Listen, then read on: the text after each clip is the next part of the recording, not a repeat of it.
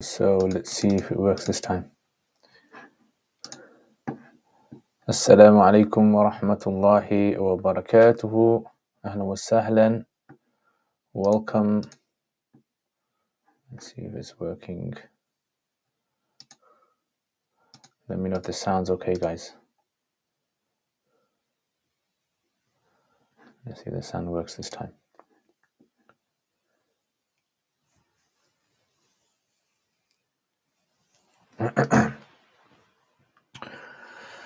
Okay, so hopefully, inshallah, it should be working this time. Yeah, it should be fine, inshallah. Yeah, if it is a problem, just let me know if it's a problem. I think I'm a bit too much of a perfectionist in these things.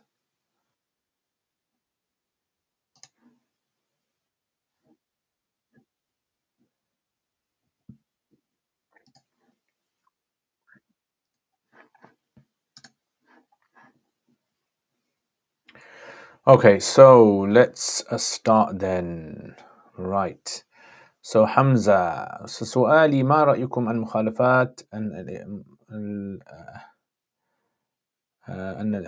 ابن حمام في المذهب هل توافق هذا الشخص الذي قال So when it comes to Ibn Humam, according to Sheikh Anwar Shah Kashmiri, he says that he was not very strong in hadith because most of what he has in his book is basically just a summarization of Nasb Raya.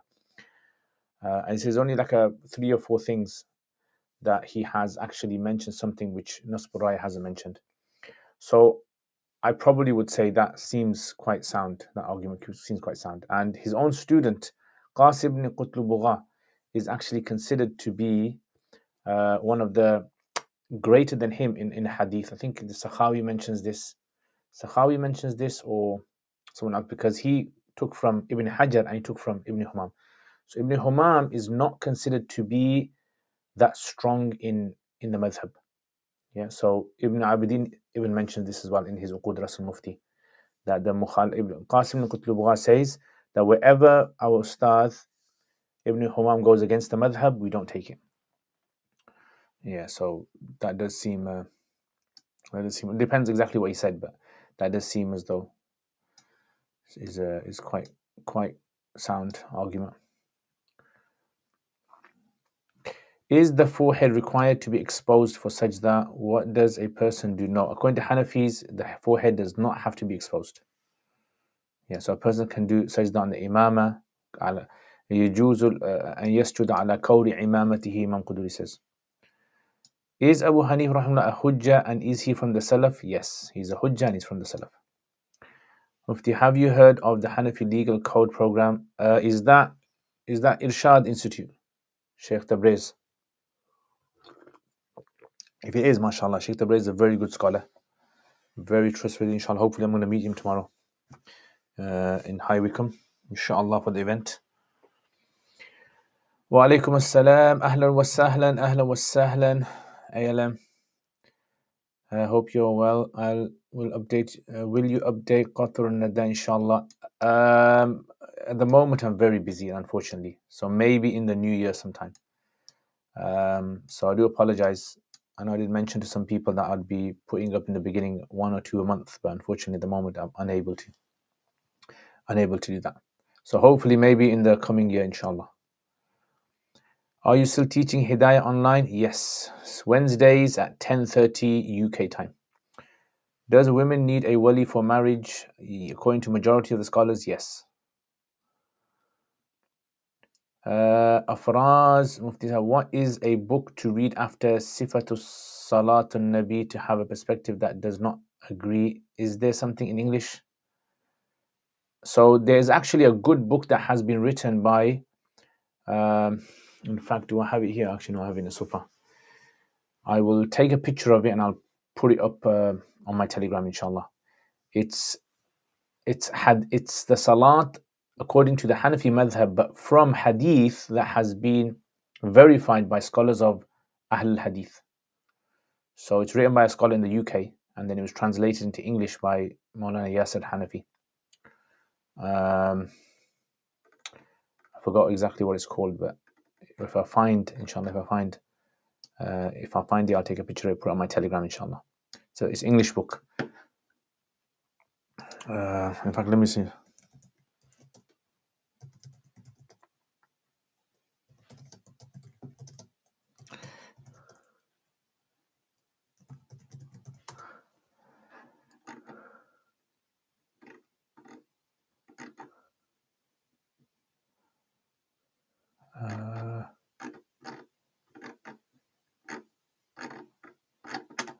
Yeah, I can't seem to find it. Inshallah, if you, yeah, it's called, actually I found it. It's called The Salat of Rasulullah Sallallahu Alaihi Wasallam by Sheikh Zahur Ahmad Al-Husayni, translated by Sheikh Yasir Al-Hanafi. The Salah of Rasulullah Sallallahu Alaihi Wasallam. Let me see where you can buy it. Let's see if it's available.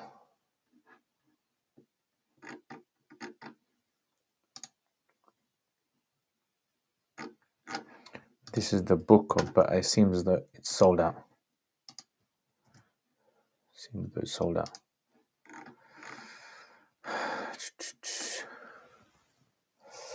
Ibrahim alaykum assalam, ahlan wa sahlan, welcome. If you miss a rak'ah and the imam does the salam and you get up and the imam does sajda sahu, should you rejoin the sajda sahu or can you continue completing? So rejoin the sajda sahu. Wa alaykum assalam, Saqib, ahlan wa sahlan. I'm very good, my brother. How are you?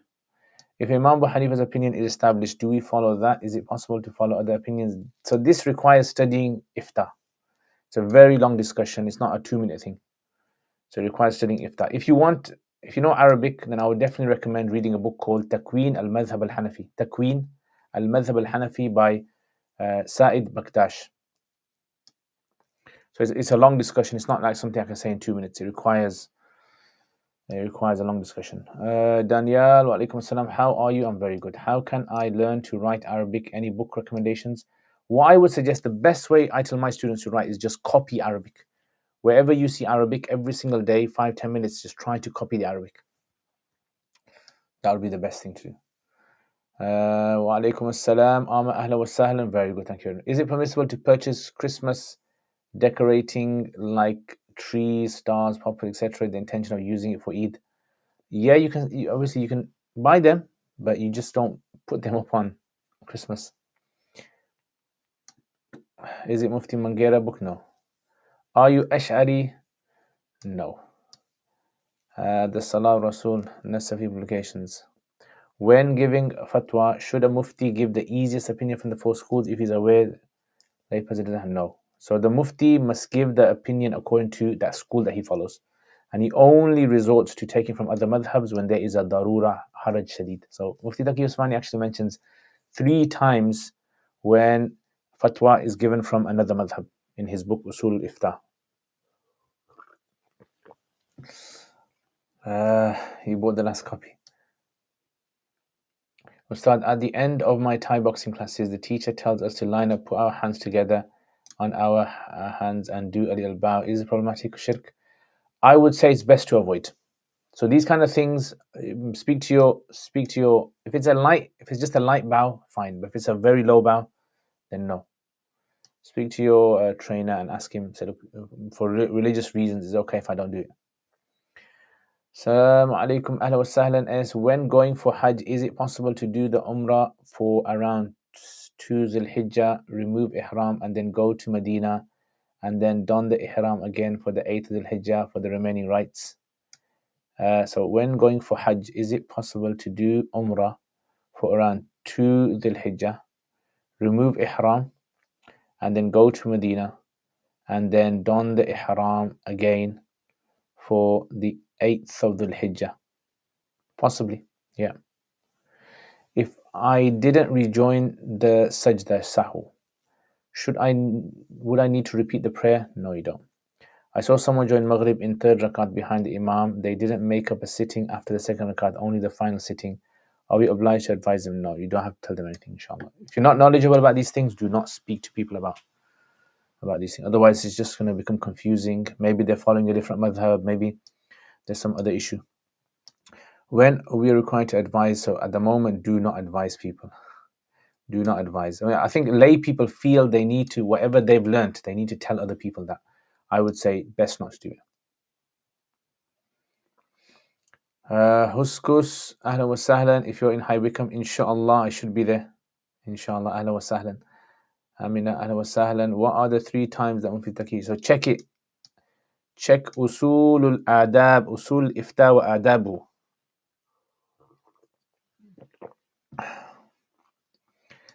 Someone related to me that Mufti Shafi Uthmani rahimullah said in Ma'arif al-Quran that saying Bismillah after the Fatiha and Salah is not proven.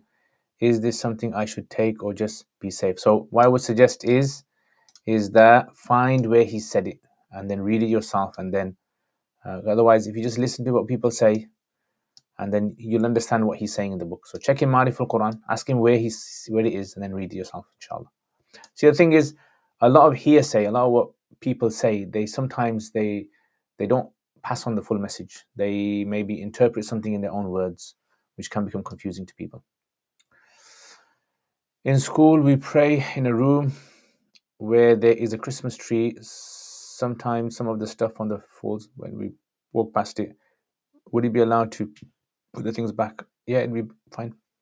How can I improve my Arabic to a level that I can understand Al Jazeera Arabic? So you need to listen to as much Arabic as you can. Learning anything is all about exposure. If you think you're going to learn something with very limited exposure, then I would say that's madness. That is, you're not going to learn it. You need loads of exposure, right? If you want to become a plumber, you need exposure to plumbing. If you want to become a carpenter, you need exposure to carpentry. What's your opinion on the traceable Quran? I haven't seen it, but traceable Quran, if someone's using it for education purposes, then I don't see a problem with it. So long as a person is using it and respecting the paper and obviously not touching it without wudu.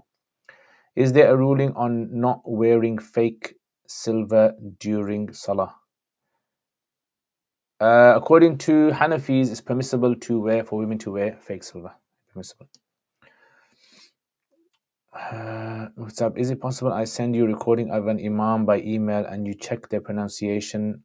Went Jummah today and I thought he had mistakes. Yeah, okay, send the email to me. Do Hanafis recite the Fatiha in congregational prayer? No, Hanafis do not recite it. The imam recites it for them. Ustad, are you giving a talk in High Wycombe? No, I'm not giving a talk, but I'm going to be attending a dars. It's going to be a dars for ulama and students of knowledge. So inshallah, I'll be attending. Inshallah, it's going to be a full day thing. Unfortunately, I won't be able to stay behind afterwards. I'll have to rush back. But inshallah, hopefully it should be beneficial. Inshallah.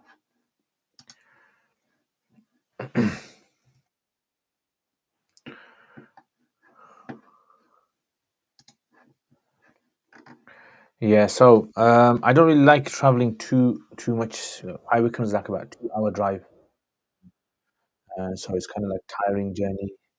I'm probably just going to be listening to some audio books or something, just on the whole journey, just to kind of utilize the time as well. I generally I do that anyway. I'm going on a long journey. I'll listen to a whole book or as much as I can, benefit, because on journeys I find that actually I can listen with focus because I've got nothing else to do. So listen with focus, unless obviously there's other people in the journey, then that's going to become difficult. When does a spot break wudu? Is it the presence of blood or is it the requirement of the to flow? And I can scratch my head and catch some in my nail. Some blood, ignore it. So if you're unsure of whether it's flown, the rule is that you treat it as though it has not flown. Treat it as please prescribe some advice for stamina, courage. Sometimes after a long day, I feel like praying Isha as a missed Salah. So stamina and courage, I would say the biggest thing for a lot of people is confidence. You need confidence. And the way you're going to gain confidence is you have to keep putting yourself out of your comfort zone. So sometimes it's very hard. Sometimes someone can be very shy speaking to someone. They can be very shy speaking in public. So people have to, if you really want to kind of gain confidence, you need to be able to. That's the first thing. You've got to like example someone gave was if you ever drive on a motorway and you see horses on the sides, in the fields, those horses don't become they don't become sort of erratic, or they don't become um, disturbed when cars drive by, right? Why is that?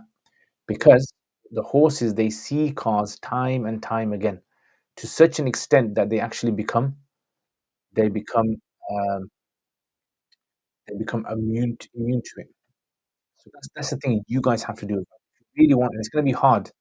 I would even advise listening to like good speakers as well.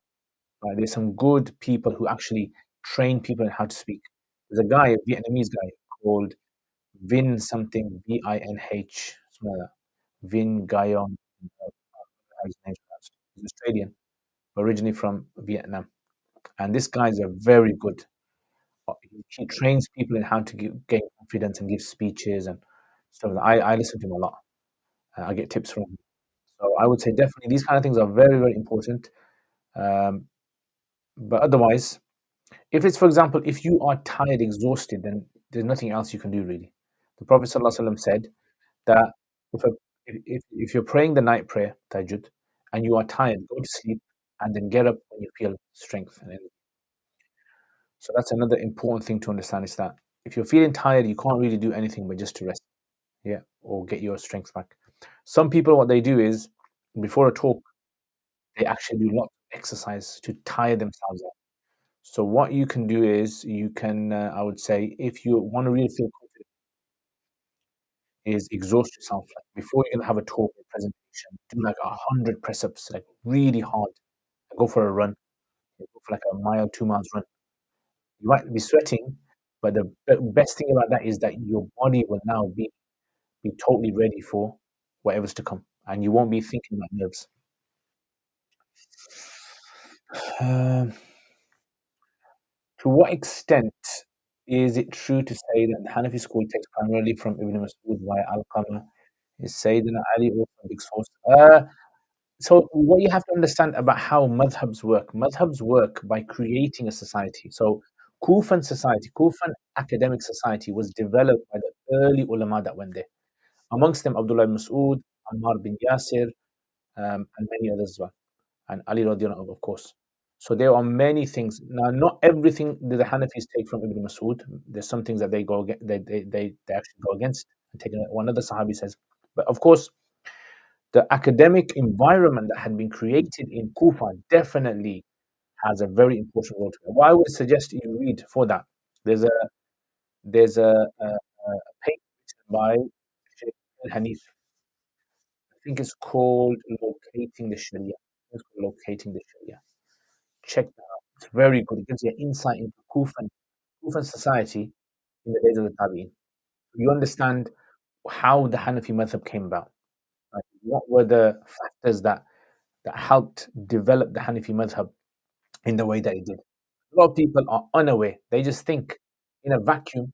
Abu Hanifa just woke up one day and he goes, right, guys, let's just start a madhab. Now, it was not like that. It was actually, there was a whole history behind it. The only reason we know about Abu Hanifa is because his students documented his work. If the others had been documented as well, we would have seen a plethora of knowledge in Kufa, like libraries of knowledge. Unfortunately, Qadr of Allah, their knowledge was not preserved like Imam Hanifa's knowledge was preserved. Like same in Malik. So Malik was like the guy who actually got his knowledge codified.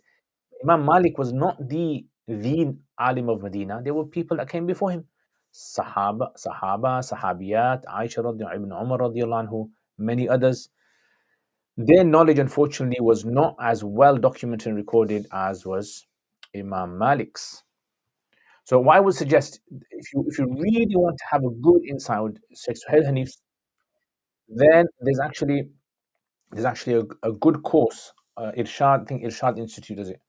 Uh, I haven't kind of gone through it, but I get a lot of praise.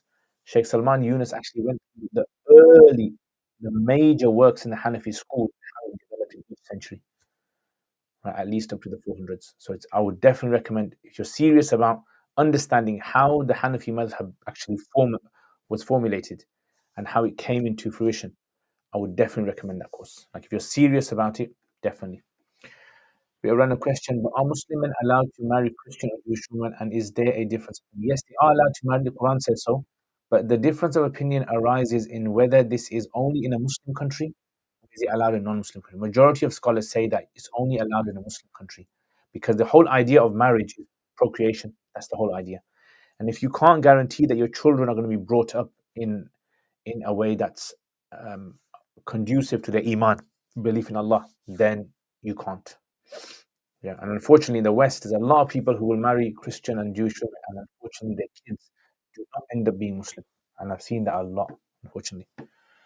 What constitutes an action to be a bid'ah? I see a lot of practices that. So I've done a video on this, Afraz. All the questions you're asking today, I've done some nice videos on this. So innovation. Check this video out on innovation. Inshallah, hopefully, it should help you understand. So the general thing about, in a nutshell, I would say Islam, to understand innovation, Islam is a complete, like imagine 100-piece jigsaw puzzle. Islam is a complete jigsaw puzzle. Every piece is there. Innovation is when you add something to Islam that's not part of Islam. So if you believe, like if I believe using this microphone or using this camera is part of Islam, I am actually adding to the Quran. I'm adding to the Prophet ﷺ's words, which obviously is not allowed. So if I believe using this camera and using this mic and wearing this woolly hat and having this jumper on is part of Islam, like this is something that Islam tells me to wear exactly this, then I have to prove it. And if I can't prove it, it's innovation. Innovation means something new that's been added in. But if I don't believe it's part of Islam and I just wear it because it's convenient for me, then it's fine. If I use the mic because it's convenient, then it's fine. Can men wear titanium rings? According to majority understanding of the Hanafis, they say men can only wear silver rings. That is. So when it comes to a ring, silver. Otherwise, other pieces of like accessories like watches, then it's fine. Generally, as a multilingual person, in what language do you think and usually make dua when you feel you can express yourself properly? I don't know, I think different languages have a different level of emotion. I probably would say, like, in Pashto, it'd be more emotional for me because it kind of like, most likely, it's like this maternal kind of connection you have because your mother speaks it and you spoke with her and you can feel the emotions in the words and the sentences. Otherwise, in English, I can do it as well. I mean, in Arabic, I can do it. It's not really a problem. I don't know what language do you. I mean, it depends how fluent a person is in a particular language as well. But what language do you find? For example, Durud being read on Thursdays from Kitab of 40 Durud in Masjid. Yeah, so it's fine to read Durud, but if you believe that this Durud specifically is the one that we have to read and there's a special reward attached to it, then you have to prove it from the Sahaba. Can a wife lay a condition for the husband to not have other wives before they marry? She can lay the condition, but what's going to be the outcome? What's going to be the consequence of the condition? How long did Imam Hanifa study with Atta ibn Abi Rabah? I don't know. I don't know exactly. Yes. Would you recommend for a layman to study Besti Zewer? You can study it. I wouldn't see a problem with studying it. I would say study with a teacher. Any book in the beginning, study with a teacher. Do not try to read it on your own. Who do you think was the last mujtahid mutlaq? Um, so it depends. If you can tell me what is meant by a mujtahid mutlaq, I can answer. Yeah, because different people would have a different understanding. So if you can tell me what you understand as a mujtahid mutlaq, maybe I can give you an answer. Can wear tight leggings with shorts on top for? Yes, inshallah. Yeah, I was because I did Muay Thai and I did boxing as well. Obviously, sometimes the clothing you wear has to be very elasticy. Otherwise, it kind of like can hurt. So my family is quite academic and my cousins are quite secular, atheistic in their speech. Often in family discussions, they pose questions in the realm of ilm kalam. I want to defend that. I know this is a big trial, but what steps would you advise someone to take understanding this field? I would suggest to actually, Sapiens Institute, they actually have some courses that you can do with them. I would say contact them. They have courses that they've developed to help people be able to get into this. Yeah. So and there's lots of content online that'll give you advice on what to watch. So definitely, I mean, when it comes to Ilm al-Kalam, I definitely think there needs to be like an English revival of Ilm al-Kalam, at least for people who possess the ability to be able to understand it. Ilm al-Kalam is not everyone's cup of tea. Not honestly, it's not. Average uncle and auntie will not be able to grasp because it's very abstract discussions are taking place. So Ilm al-Kalam is like, for example, someone who wants to study physics or someone wants to study higher mathematics. It's like that. You need to understand things at a very high level. But inshallah, you can try. Dojo, Jazakallah khair for the learning series and it's helped immensely. I can read the Quran letter by letter. How can I read word by word? Inshallah, I would say go through the whole series, and inshallah, by the end of it, you should be able to read word for word, inshallah. So definitely, I would say. And otherwise, on the side, try to get yourself a teacher. Get yourself a teacher, and then study with them. That would be the quickest way to be able to improve anything. Yeah, any sort of science would be like that. Ahmad R. Wa alaikum assalam. Ahla wa sahlan. When hiring someone for some work, would it be permissible to pay them either before? Yes, both are permissible. I know this is my basic understanding, but isn't Muslim mutlaq someone who has mastered the various sciences and can do ijtihad without confines of the four schools? So, so that's not really what the mujtahid mutlaq actually means. That's not the definition of the mujtahid mutlaq. So let me explain to you what.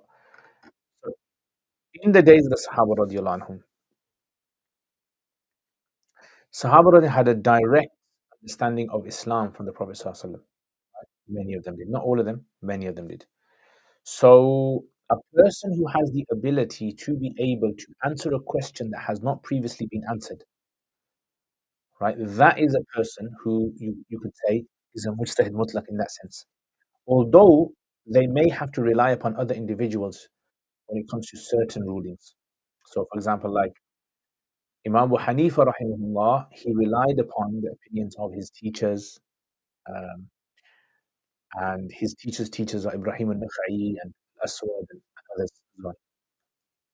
So, in other words, the mujtahid mutlaq does not mean that he doesn't rely upon others. He does rely on others. And to say that he's outside the four madhabs, obviously they were prior to the four madhabs. It wasn't like the four madhabs are not formulated. What I would suggest is watch my series on evolution of fiqh. In there, you'll see slow bit by bit exactly how ijtihad came into society and how scholars actually understood this responsibility of ijtihad. Then once there was like a scholar who was fleshed out a lot of answers and solved a lot of problems in the community, then people began to adhere to their way of thinking to a degree. So slowly that became like a school, you could say. It was a very loose school, didn't have any sort of like exact boundaries of what defined the school. Then later on, as the centuries went by, scholars began to refine the school, and then give it some shape until it was almost, you can say, frozen. Does that make sense? So in that sense, who is the mujtahid mutlaq? So clearly, if it's someone at that level, then it would have to be like maybe Imam Tabari was probably one of the last ones. Someone might argue maybe even someone like Imam Tahawi or someone might argue it might even be like Imam Suyuti claimed that he had ijtihad, that ijtihad mutlaq had not ended. It's a difficult one to actually answer. Uh, so I've sent the recording. Ahlan wa sahlan. I won't be able to listen to it now because my phone, I have Instagram on my phone. So unfortunately, I'm not able to check it. Even the fish in the deepest of waters will ask for his forgiveness. Does this really mean that fish make dua? I was looking in the fish tank. So the scholars say about the hadith where a person who seeks knowledge, the angels place their wings, and the fish in the sea and the animals on land and the birds in the sky make dua. So scholars say, is this really them making dua? Like, do they know that what we're doing? Some say that maybe yes they do. Others say no they don't. This is metaphorical in the sense that because a person is studying knowledge, because they're doing good, they are naturally going to be spreading goodness in society, like a domino effect. And then somewhere down the line in that domino effect, the birds are going to benefit, the fish are going to benefit. So that is considered to be like the way that they are enjoying life, the way that they are being protected from zulm and oppression. That is going to be like an indirect dua they make for you. Does that make sense? Yeah. So it's like, for example, let's say you move an obstacle from the path, and someone says, "Subhanallah, look, there was an obstacle here yesterday. Now it's gone now. Right? Look how life has become easy." That's like an indirect dua someone's making for you. Indirect du'as are also considered to be very powerful as well. Shazan Rahman, ahlan wa sahlan. What is the ruling for fasting on Fridays and on Saturdays? According to Hanafis, it's jais. Some scholars say it's not jais. The reason why they say it's not jais is because there's some hadith that indicates, but they say that if a person believes that there's some special reward on fasting on Fridays, then it's considered problematic. The Malikis generally, the Hanafis allow Fridays. Same with Saturdays. In other words, if people believe that there's a special reward for fasting on Saturdays or Sundays or Fridays on their own, then they are dipping into the realm of innovation. Does that make sense? So otherwise, Hanafis and Malikis generally allow it. Zaid Nisa, alaikum assalam. If someone didn't start praying until later on in life, is it possible to make it up qadha or can it be made up? Yes, they make it up qadha.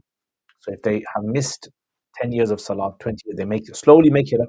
And even if they die in the process, inshallah, on the day of Qiyamah, uh, Allah will accept it from them because they had an intention to complete it. I go to a Catholic school. On our uniform, there is a small cross on there. During salah, I can usually cover it, but sometimes if it shows, I would say that kind of thing would be acceptable because it's difficult. It's become like almost like an emblem on the clothing, like the flag. So now it doesn't really have the meaning of the cross anymore. It has more of like an emblem, a symbol, rather than a religious. And if it's like 1 centimeter, then it's small. And is it problematic for someone to watch magic shows or TV programs around magicians? No, it wouldn't be problematic. Again, these are called trickery rather than being considered to be like black magic, dealing with demonic forces or stuff like that. That's simply just trickery of the hand, shahwa, that they call it in Arabic. Is buying gold jewelry with a credit card regarded as riba? No, it's not. Because in a credit card is basically what we call hawala. Yeah, hawala. You're making someone else pay for you. So they're paying on your behalf.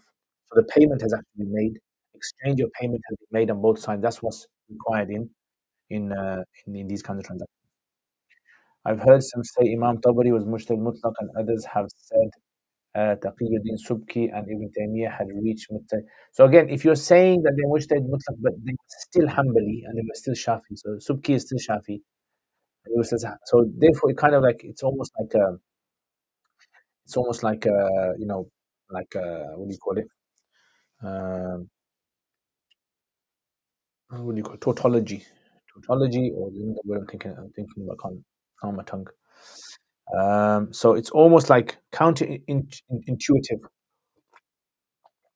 because if you want to be a mujtahid mutlaq, how can you still be following a madhab? Does that make sense? So when they say mujtahid mutlaq, they don't mean mujtahid mutlaq. That's why I said the term mujtahid mutlaq sometimes with scholars is used loosely. They mean a very high level of mujtahid. Like Imam Taymiyyah did not create for himself a madhab, and Imam Subki did not create a madhab. They actually followed the madhab that was already being transmitted. That makes sense. Uh, so yeah, I've heard Imam Suyuti found his ijtihad agreeing with. So that's a statement they make, but they don't mean that they are outside of the school. They just say basically that we follow Dalil in the sense that because we've understood the madhab, it's like our understanding of the madhab coincides with what the founders found. Even Imam Tahawi has a statement like that as well. And Anwar Shah Kashmiri also has a statement like that as well. Most gold souks won't let you buy gold with a credit card anyway. Do you know anyone who has studied any of the courses by Sheikh Tabriz Irshad Institute? He has an interesting kind of legal code program for many abilities. Have you heard of it? Yeah, I know him very well. I know a few people who have done some courses with him and have praised him. Are you able to become a teacher for Quran for anyone you recommend? This I can't become a teacher. I'm very busy, unfortunately. I would if you send me email. Email's the bomb. I know a friend who teaches online. Yeah, and a friend who teaches online, and obviously you'll have to pay him, and inshallah he'll be able to help you. I think maybe about £5 an hour, £6 an hour, something like that. He charges maybe £7 an hour. Can you explain the reasoning for why talaq kinai is irrevocable, but talaq sari is revocable? So this is because it's from the Sahaba. Yeah, so talaq bain, talaq kinai, these are basically these are concepts that came from the Sahaba radiallahu anhu. So that's why we take it like that. So kinai is where you use wording which does not contain the word ta lam qaf, and sarih is where you use ta lam qaf. So irrevocable basically means a man was to say to his wife, "You are divorced. You are taliq," or in English equivalent, "You are divorced." Then what happens is the marriage is over, but he still can take her back before the waiting period expires.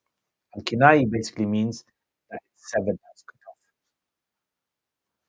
cut off. He can't take her back unless he does the marriage contract again, like he repeats the marriage contract again.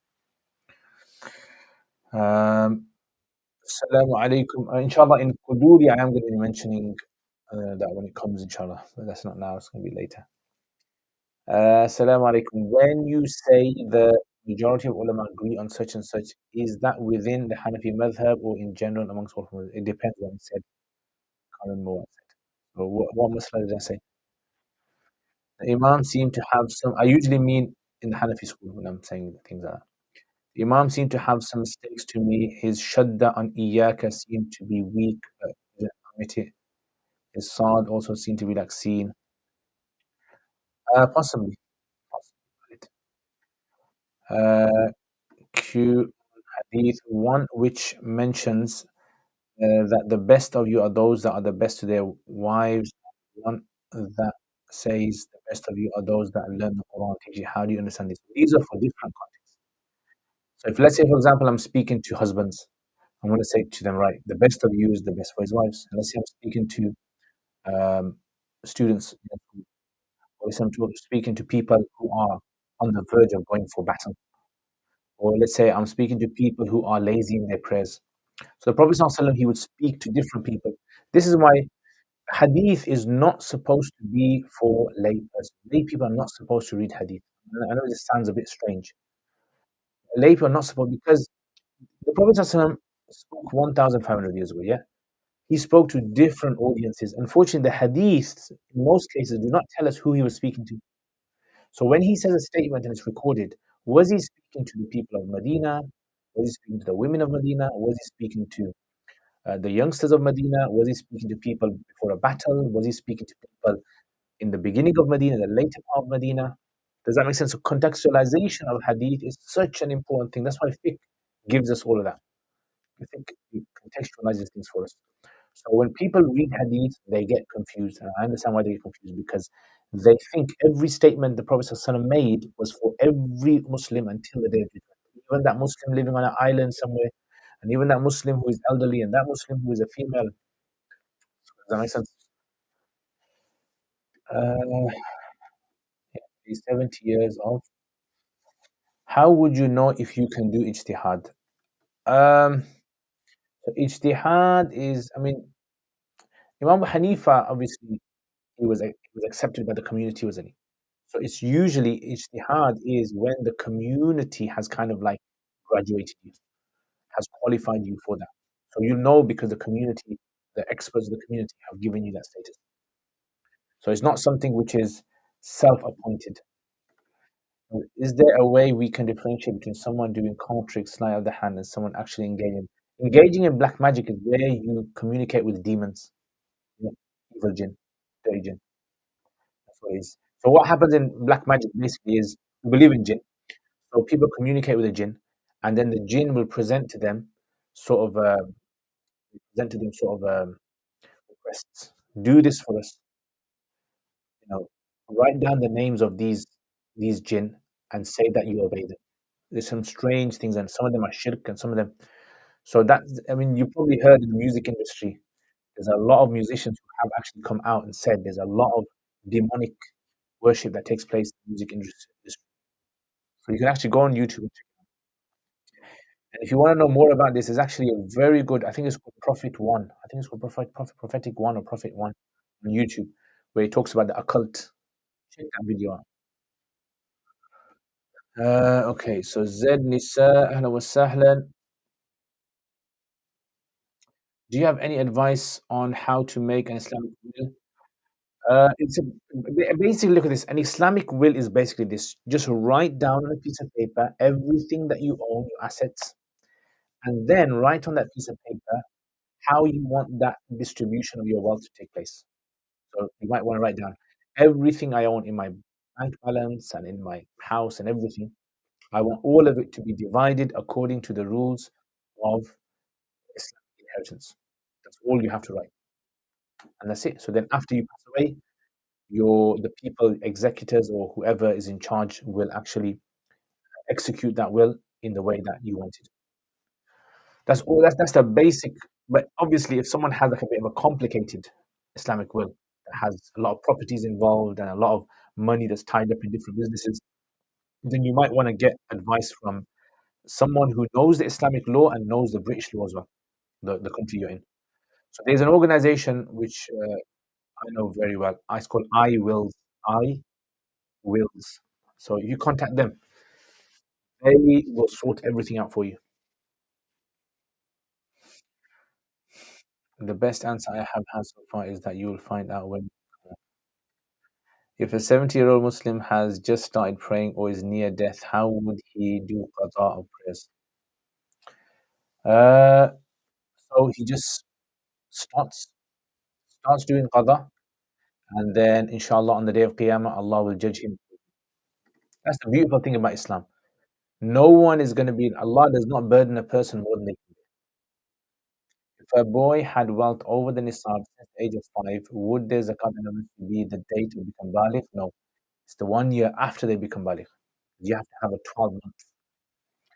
How can they backdate the onset of bulugh? Now they are an adult. So the way they would do it is they can remember when they became baligh, and then 12 months after that, they can check their bank accounts and make a rough estimate of how much they think they had on that particular day. And if they don't know, they can just use some sort of a educated guess. Mm, can women perform Hajj and Umrah by herself as Saudi Arab? So they can perform it in the sense that it will be done, but will it be considered to be something like, if they, I would say, if they do not have a mahram, very hard for them to get a mahram, I would say there will be scope for it. As long as the group they're going with is a sound group that will protect them, safeguard them if anything happens. Otherwise, women should definitely go with them, because sometimes a lot of bad things can happen. You'll be shocked over there. Sometimes things can happen. If a layperson doesn't have a madhab, why can't mufti give fatwa? So the mufti is bound by a madhab. That's the problem. So imagine you're a doctor, for example, in the UK. You are bound by the medical code of the UK, right? So it's like that. It works like that. Mufti is only trained in the. He's not trained in the Shafi madhab. He's not trained in the Maliki madhab in order to be able to give fatwa. He's only being qualified to give fatwa on that madhab. If he was trained to give fatwa on the Shafi school, then that's fine. He can give fatwa on the Shafi school. So a relative of mine has a spoonful of black seed oil every day because the Prophet ﷺ said the black seed can heal every disease except death. Is he understanding? Possibly, if he truly believes it, inshallah, he's going to get rewarded for his intention. But that doesn't necessarily mean that this will cure every illness. Maybe the Prophet ﷺ was actually speaking about specific. In fact, again, for you, Amma, go to Sapiens Institute. There's actually a video that Muhammad Hijab has made on the black seed thing. Check, it's very good. I would definitely recommend it. Um, so sometimes, see, again, when the Prophet ﷺ spoke, who was he speaking to? If he says it's got cure for every illness, does that mean it can cure cancer? Does that mean it can cure Alzheimer's? Does it mean it can cure cholera? Does it mean it can cure, like, does that make sense? What advice would you give to a student of knowledge who is slacking?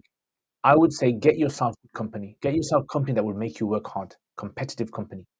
company that is going to help you, motivate you, praying your salats on time. Usually, what happens is if someone's slacking in their studies, they're usually slacking in salat as well. It's a very common thing.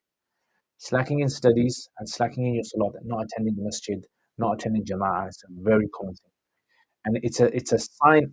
It's a sign of one or two things: low in spirituality, low in iman, and number two is that doesn't have motivation to really study, like has lost motivation, got burnt out. Adam, ahlan wa sahlan. I'm going to Umrah in less than a week, inshallah. Like, because we're not going direct, shall we do ghusl at home and then go into ihram in the layover, or do ghusl in the way? No, so just do ghusl at home, is fine. You don't even have to do ghusl. Do ghusl there, inshallah, at home. And then when you, obviously, before wherever you're going to land, then do your ihram there before you enter the miqat. Rafi, alaikum assalam. That's correct. What do you say of someone who studies kutub and are on a more advanced level field, hidayah in Hanafi, yet he doesn't have a senior scholar to guide him, rather he has local mufti? Study as much as you can with your local mufti, as much as you can. And then try to reach out. I mean, nowadays, you obviously, there's lots of resources online. Reach out to people abroad, maybe study with them, inshallah, online. But try to find, inshallah, make those a dua to Allah. Allah opens the doors. Allah is Kareem, Allah is all generous. Is eating or sleeping in the masjid something that the Sahaba ever did? Yes.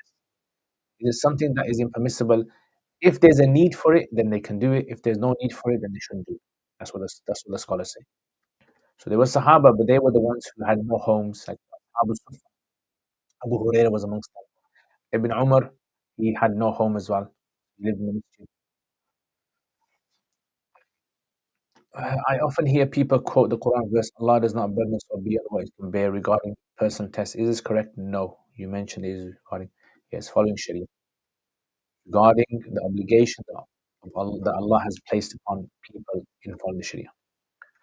Great point about Hadith, very simple, but it's a big online that lay people can just come across Hadith and start applying it. Yeah, unfortunately, it is very, very common. And people just assume every Hadith we're supposed to take. Every Hadith is meant for us, and every Hadith. And that's why the whole science of usul was developed in order to preserve not just the wording of Hadith, but also the meaning of Hadith as well, application of Hadith. طيب, alaikum assalam wa rahmatullah, ahlan wa sahlan, welcome. Ustad, what is the Islamic position on what happened to Prophet Isa alayhi salam? Was his physical body lifted? According to majority of scholars, yes, his physical body was lifted. Some scholars say that he was lifted spiritually, but the vast majority, Ahl Sunnah wal Jama'ah, believe that his body was. But rafa'ahu Allah ilayhi, Allah says in the Quran. Ma qataluhu, ma salabuhu. They did not kill him, nor did they crucify him. But rafa'ahu Allah ilayhi. Allah had lifted him up. So we take the literal meaning that Allah had lifted him. I met a Luciferian converted Muslim, alhamdulillah, where he told us black magic he used to participate in, and he said Hollywood and music is all black magic. Subhanallah. Allah protect us. In a hypothetical scenario, if you were to teach year 3 Alamiya students Quduri, what questions would you put in the exam? I would put loads of questions. I usually teach from book. So the questions I'd put would be scenario based. So for example, let's say I'm teaching, I don't know, Kitabul Hajj. I would say, for example, Zayd is planning on going Hajj. He's got to the miqat, but he has forgotten his ihram. What does he do? Yeah, and if he was to go with his clothes on, what would happen in this case? So I would come out with a situation like that, hypothetical situations. Is it permissible for men to wear a fragrance before being in a state of ihram, declaring their intention for umrah? Yes, they can. Also, can sliders be worn during umrah, or does it need to flip flops? So yeah, the top bone of the foot has to be exposed. So the bone, majority of that bone has to be exposed. Yeah? So majority of the bone must be exposed. So whatever slippers you wear, you have to expose them.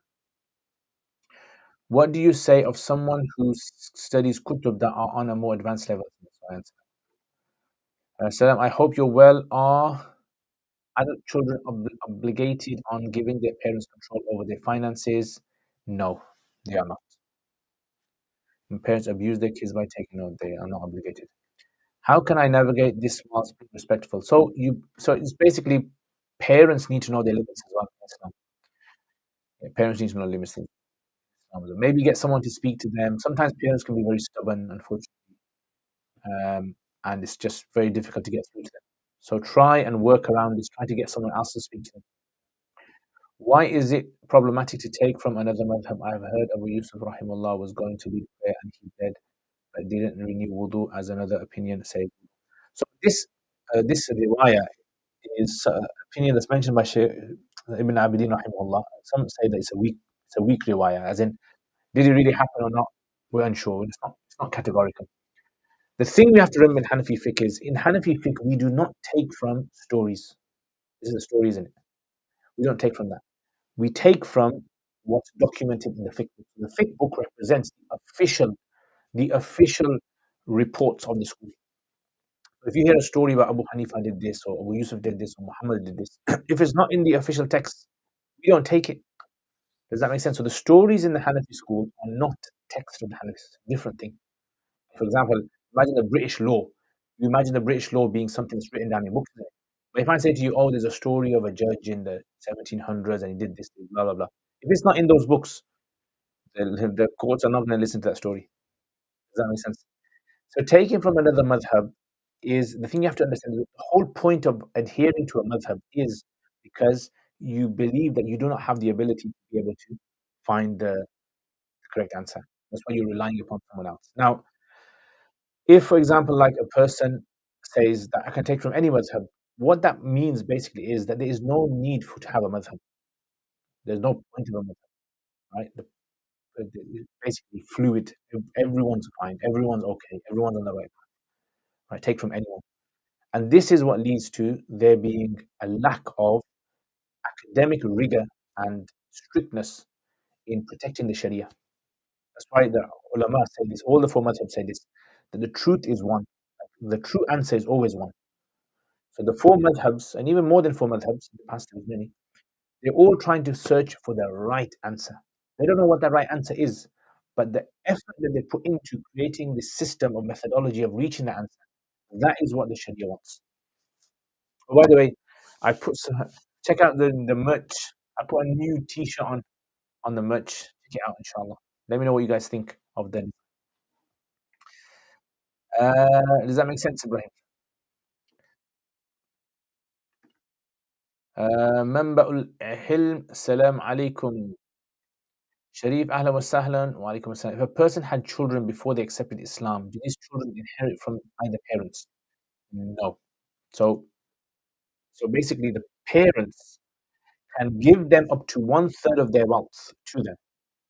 So you're allowed to dedicate one third of your wealth to non-Muslim children, but not give them Islamic share of inheritance. So let's say, for example, I have non-Muslim children. I can say, okay, my non-Muslim children can get one third of my wealth divided between them, however they like, but the rest of it has to be divided according to the rule of inheritance in the Quran. Turkish salam lar. I assume that means something about giving salam. So, ahlan wa sahlan, welcome, my family. Farhana, wa alaikum assalam. Someone asked about Hanafi madhab that Imam Abu Hanifa took weak hadith for his evidence. If someone finds Sahih hadith, so I've actually discussed this in a series that I've made on my YouTube channel called The History of Madhabs, and I've also got a series called Evolution. I would definitely recommend you guys to watch that because there I discuss exactly how there is no evidence that ever Abu Hanifa took da'if hadith. Not even one evidence. Yeah, not even one evidence. What I would suggest, what you can do, Farhana, and anyone else, I've got a free course you can do. You can email me. If you email me, I've got a free course, and on that free course, I actually go through 22 lessons of Usul Hadith. Study that Usul Hadith, then ask me this question, and you'll be able to answer your own question. So these kind of questions, they are very easy to answer, but I can't answer them in 2 minutes. It requires an understanding of the background. Does that make sense? Yeah. So Farhana, you can email. Um, email is on my YouTube. You're gonna have to go on my YouTube and try to write in here. Yeah, that's my email.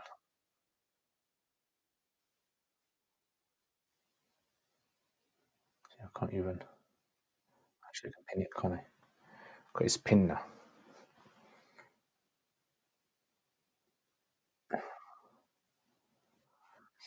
Yeah. So again, sometimes people have these very, very legitimate questions, and I would definitely love to honestly teach the Hanafi madhab solid to you guys, really from beginning, from scratch, all the way to super advanced Mufti level, right? Hanafi fiqh books, hadith books, usul books, till you become solid. Maybe one day Allah will make my dream come true. I'll be able to teach it to you. Even if it's one person before I die, I can teach it solid. But it's gonna have to be a person who is, you know, really, really good at um, understanding the work and doing the work. Yeah, it's very, very. I believe it's very important that we revive the understanding of our tradition in all of its senses. Okay, if one local imam doesn't stick to a madhab, is he allowed to follow him in the rulings gives, or would it be better to follow one? I would say follow someone who you're comfortable with.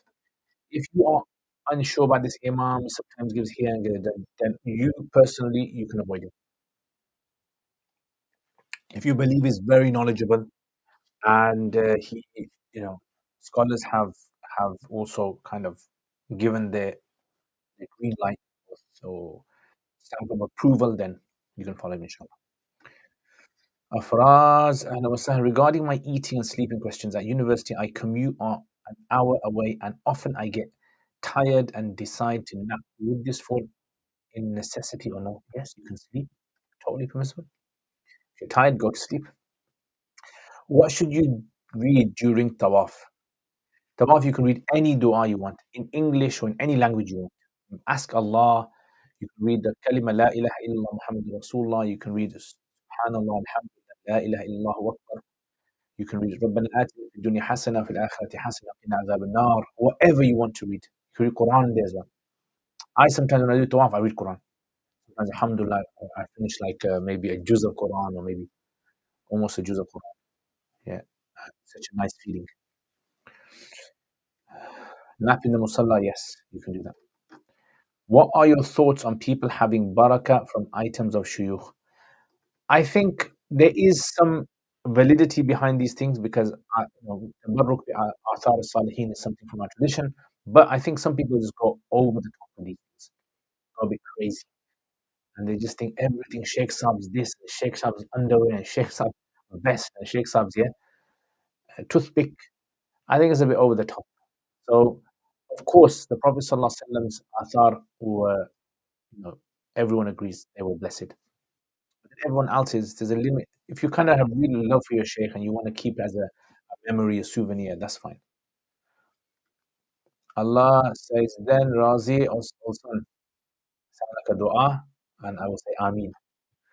How can a lay young male determine their date of bulugh if some years have passed? Should they make a guesstimate? I have to help with their mistaqat, but it depends on their date of bulugh. Yeah, so it might be a bit embarrassing if they, I mean, if they know when they first time ejaculated, or they had a wet dream, something like that, then that's easy to work out. Otherwise, just tell them to estimate, take a guess. A local scholar just stated to use the age of 15 and start his zakat. Yeah, you can use that as well. If a local scholar said that, then I would say you can follow his opinion on that. Khan wa alaikum assalam, ahlan wa sahlan. Welcome. I'm very good. Thank you very much, my brother. Thank you very much. Yeah, oh, I haven't checked Curious, have I? Ya subhanallah. I haven't checked Curious. None of you guys reminded me. Curious Cat. Let's check out what Curious Cat is saying.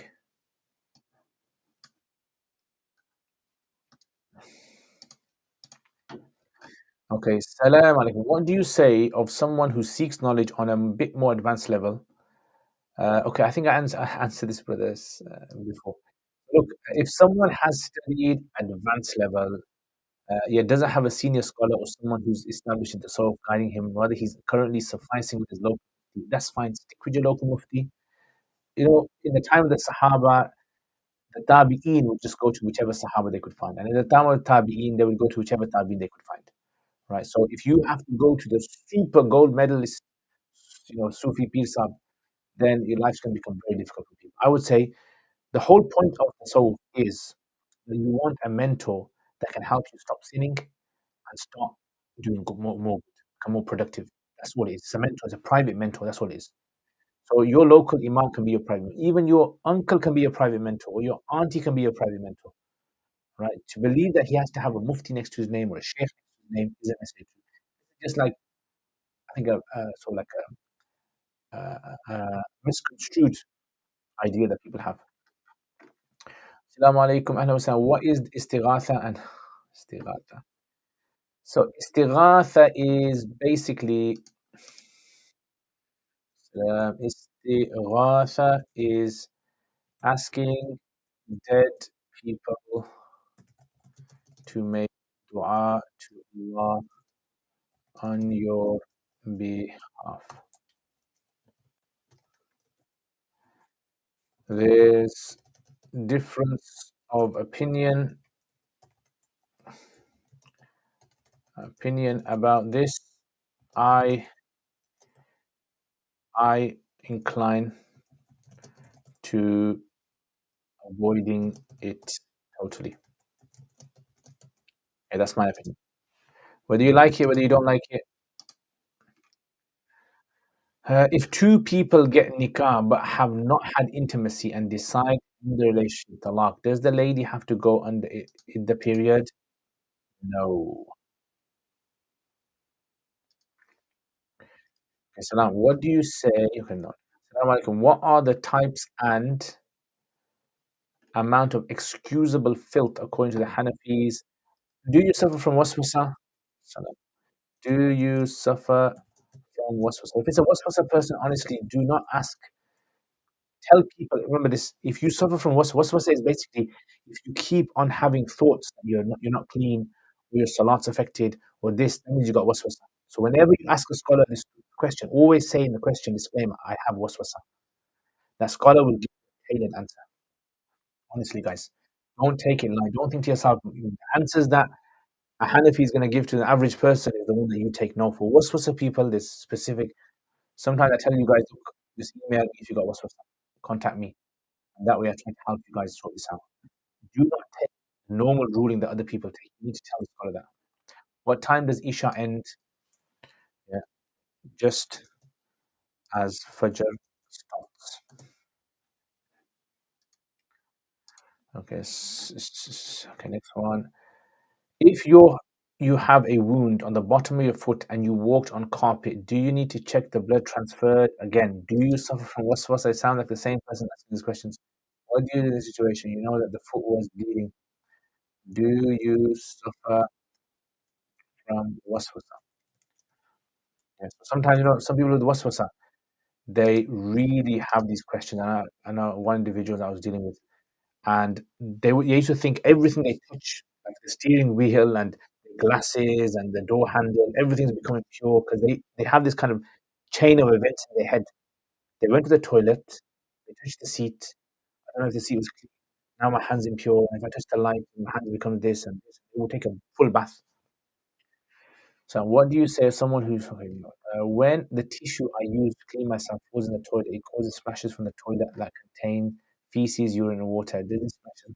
Do I ignore the splashes when using the tissue cleaner after defecating? Do I check the impurities when on my see again? Same person. See the same person. Ignore it in both cases. Honestly, if you've got waswasa, get it sorted quick as possible. Tell people you've got waswasa. Don't be ashamed. Don't be ashamed of it. Get it sorted as quick as possible. I use my left hand to clean myself after doing the toilet. I then wet my right hand and use this to clean my left hand to see again. It says waswasa. Waswasa. Does the impurity transfer? Okay, ignore it. And it's hard to say to people with waswasa, ignore it. Like the worst thing you can say. But honestly, you need to email me, speak to me about it. Inshallah, I'll see what I can do, try to help you.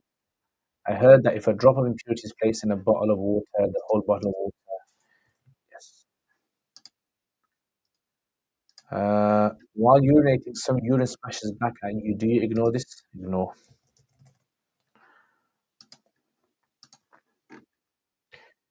Wa alaikum assalam. Basically, for the past few years, I have been praying on and off. I have tried many times to get into praying and the qadha, but I cannot usually do it. Would it be allowed to pray them instead of my sunnah? Salah? If you have really tried, then you can pray them in place of your sunnah. But once you are able, then you should pray your sunnahs.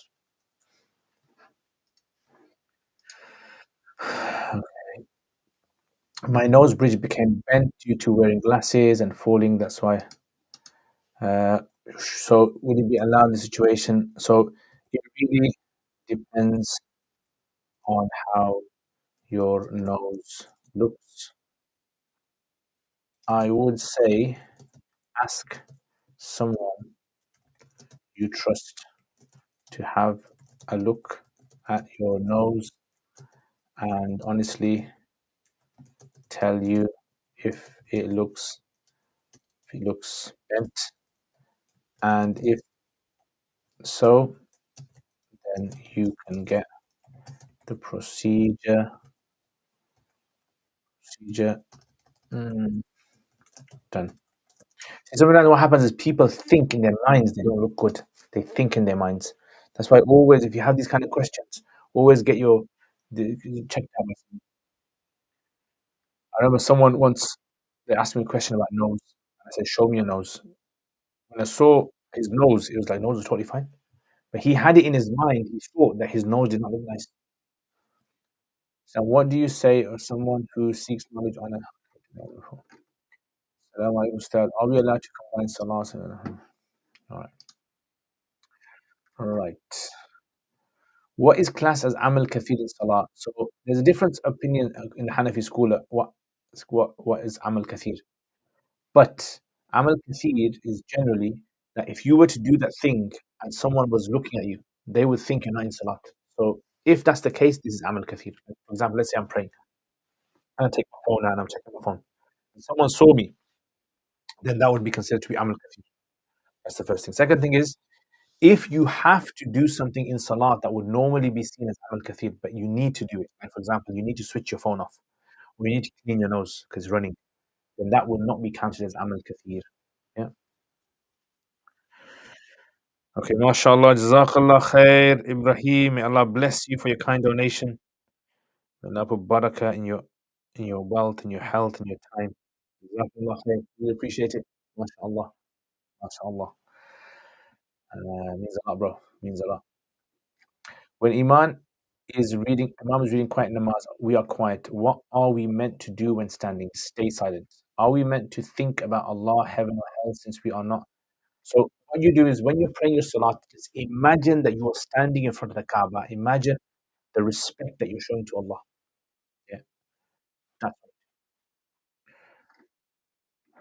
for sisters, should they go into the state of ihram from home as they will be wearing a simple abaya jubba, or do they need to do something? I would say they should go into ihram before they, like the men, before they actually cross the miqat. So what I would suggest, Adam, is I made a video on crash course of Hajj and Umrah. Crash course of Hajj and Umrah. Check that out. Yeah, crash course of Hajj and Umrah, and inshallah that should be able to help you.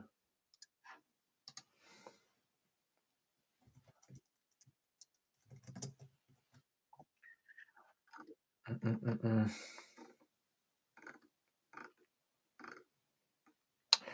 Sharif, alaikum salam, is eating zabiha meat just a fiqh issue or does it ever become an issue of aqidah? It's a fiqh issue primarily, but I mean, obviously, if a person believes that they are allowed to slaughter in another god's name, then it becomes a aqidah issue, isn't it? Salam to you. Who are the main muhaddith of scholars of hadith and Hanafi madhab, and they are online gradings? So the main Hanafi scholars, the Hanafi's grading is different from the Shafi grading system, the Muhaddith grading system. But the main ones are obviously Imam Abu Hanifa, the Muhammad, these guys themselves, right? Then you have Imam Tahawi, who's very famous. And then you have later, like for example, Imam Zayla'i, who was very famous as well. And then even people like Nablusi as well, Al-Mughta'i, who was a contemporary of Ibn Hajar rahimullah. Uh, Although they haven't per se done grading themselves, the grading has been mentioned by someone.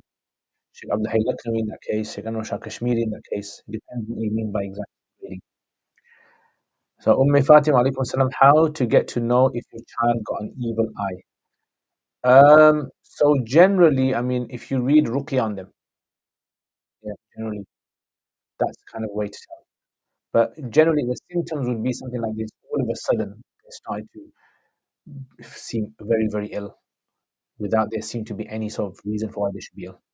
That's usually kind of, but you can't 100% tell exactly if a person has Ain.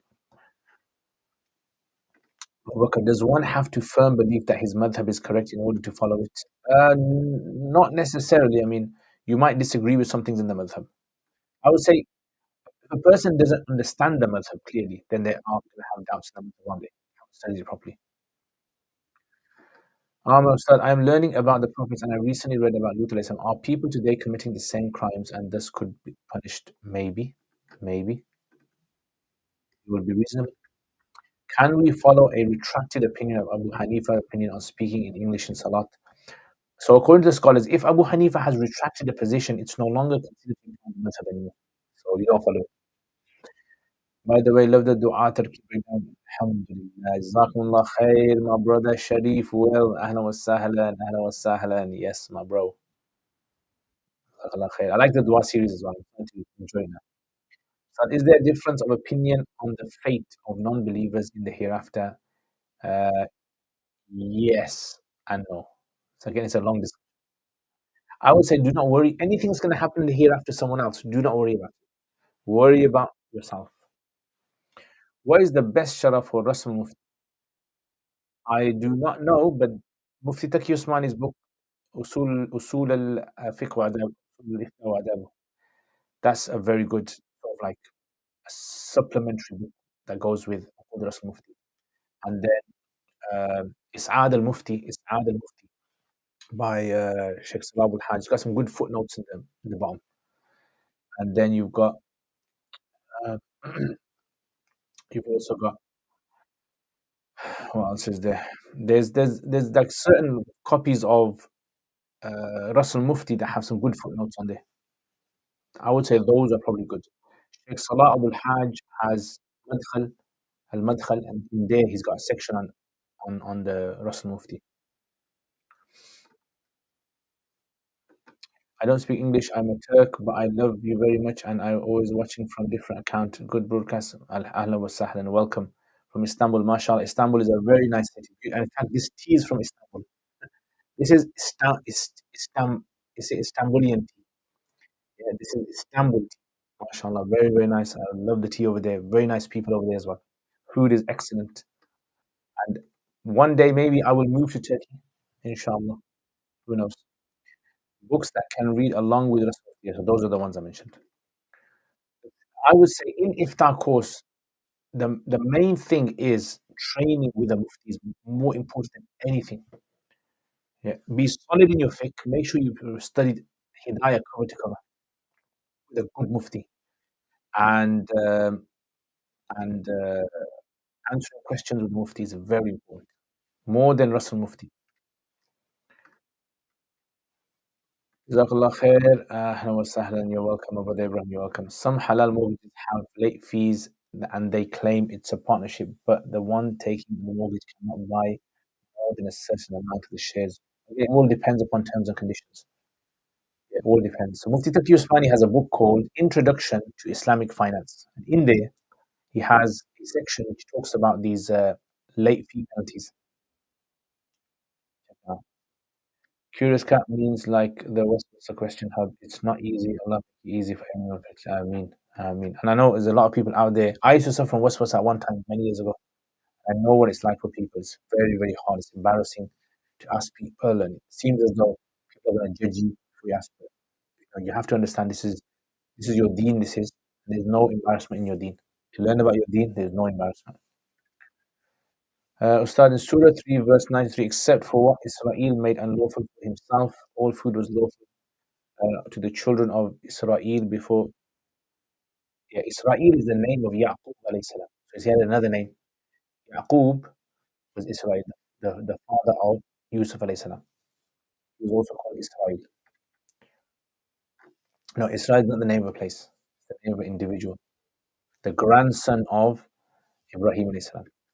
Also, the one taking the halal mortgage is obliged to buy shares. Wouldn't this be considered a debt?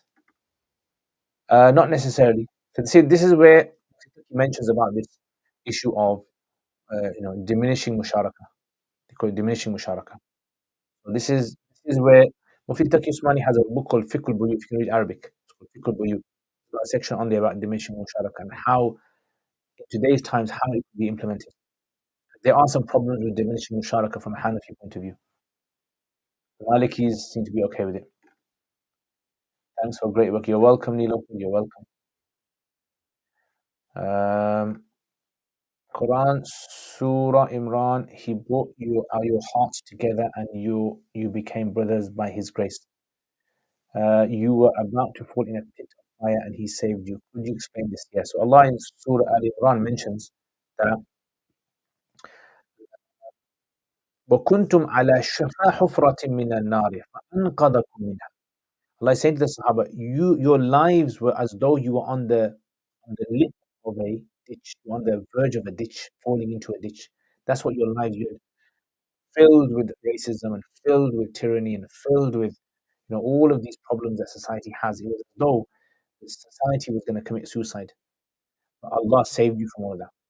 And it was by sending the Prophet ﷺ, by sending the Quran, it was as though metaphorically He saved you from that pit of fire that you were falling into.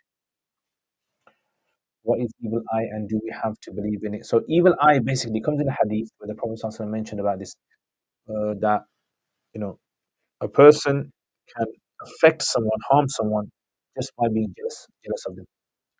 So this is something which is indicated towards in the Quran, explicitly there with indications there. But there's many hadith about this. Ahlul Sunnah wal Jama'ah believe in this. Right? Now what we have to understand is, as human beings, we obviously only have access to the observable universe. The observable universe is the one that our eyes and ears can detect. And beyond that, we don't know. God tells us. God tells us the existence of angels. God tells us about jinn. God tells us about heaven and hell. God tells us about what's going to happen in the next world. So therefore, just like we have physical illnesses, it is a very good chance that there could be illnesses that are related to the other realm and dimension. So who are Ash'aris and Salafis? Are they all considered Muslim? Yes, they're all considered Muslim. Hasib, wa alaikum assalam, ahlan wa sahlan. What would you say to someone? So I'm going to ask me next week this question. It's a long question. It requires a long explanation. I use it every week I explain this question. Hasib, alaikum salam. So what would you say to someone who prays all salat regularly, but he struggles for fajr when he has intention, can't hear his alarm? Just make loads of dua to Allah and ask someone to wake you up. What's your view on online alimias and future scholars who are solely taught online since they don't have the full? I would say, I don't know, I used to kind of believe that it's very problematic because having connection with your teachers and contact with them and having a personal connection with your teacher is very important because an Islamic knowledge is not simply just taking information from an individual. It's about personally knowing that individual on a one-to-one basis. Yeah, and that creates a spiritual connection that creates something you can't get through the book.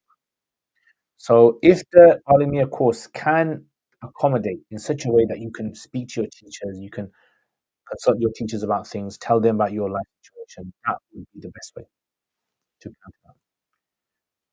God be with you. Jazakumullah khair. May Allah bless you as well. Wa alaikum salam. What is the criteria for determining if a person is majnoon? The person is burdened on the entire family, refuses to get help and may. So majnoon is basically considered someone who cannot tell the difference between right and wrong. Right? They are outside of capacity. And so that would be a majnoon. So yeah, so I don't exactly. I'm not see. I'm not a psychologist. I wouldn't really be able to tell you exactly the whole spectrum of different mental problems that people suffer from. So that would be something that would require someone who's more of an expert in that field. So I don't exactly know how to answer these questions exactly, but I would say generally, theoretically, like, you know, speak to someone who knows about mental health. Yeah, honestly, speak to them. Speak to a scholar who is also well versed in this field. There's a scholar called Sheikh Asim Yusuf. Try to find his social media and contact him. And there's another scholar called Maulana um, Abdullah Hassan. Yeah, contact. I think these are two guys that I know who would be best to be able to help in this situation. Is it permissible to visit non-Muslim countries? What are your thoughts on visiting the Dead Sea? Yes, I've actually been in the Dead Sea and swum in it. Yeah, it's permissible to visit non-Muslim countries or other places.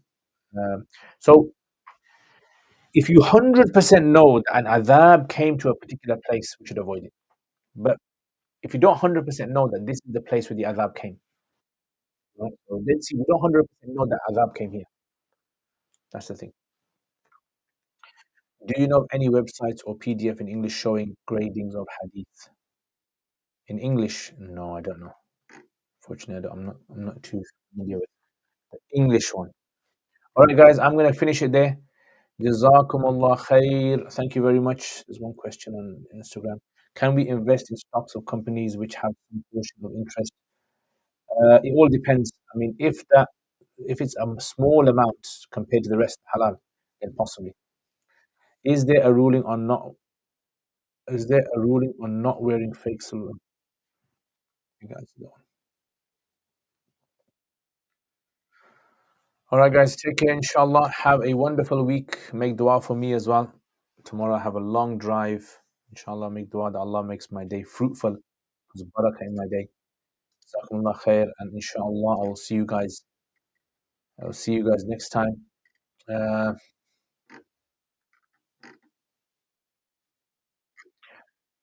Assalamu alaikum wa rahmatullahi wa barakatuh. Jazakallah khair, Abu Bakr. Jazakallah SC1.